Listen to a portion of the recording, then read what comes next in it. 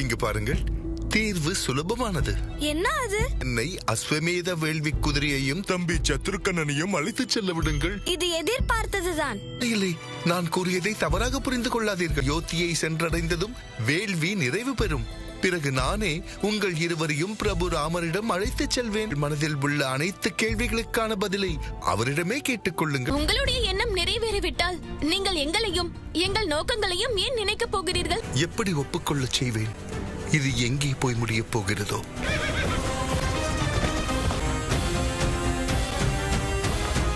இருக்கிறதா? ஒருவேளை அவன் உயிருக்கு ஆபத்து வந்திருந்தால் எல்லையை மீறிவிட்டது அண்ணா. அவர்கள் இருவரும் விளையாடிய கண்கட்டு விளையாட்டு போதும். அமைதியாக இரு லட்சுமணா. தடுக்காதீர்கள் அண்ணா.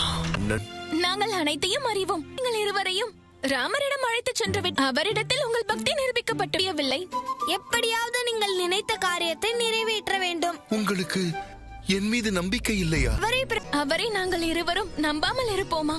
அது பாவ செயலாகிவிடாது. மனதில் உள்ள நம்பிக்கை அசாதாரணமான செயலையும் சாதாரணமாக்கிவிடும். ஒரு அசுர சக்தி தான். நான் அந்த குதிரையை துளைத்து விட்டேன். என்ன என்ன? என்னை மன்னித்து விடுங்கள். முதலில் மூச்சு விடு. சற்று மூட்டையை தூக்குவதற்கு உதவி செய். அதுதான் முதற் கடமை.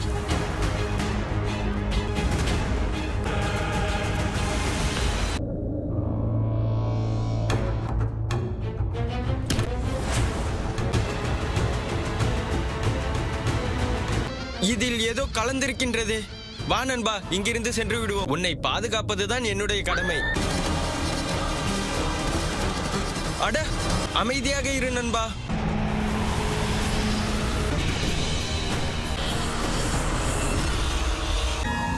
யாரெங்கே?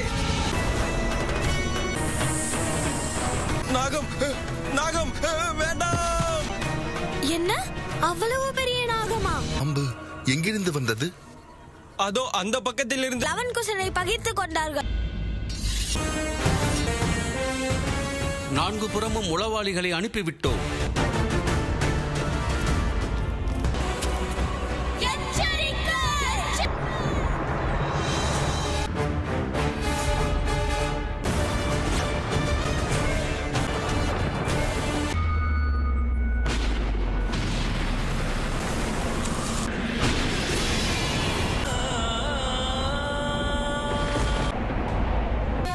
இறைவா, நடப்பவைகளை என்னாலேயே நம்ப முடியவில்லையே.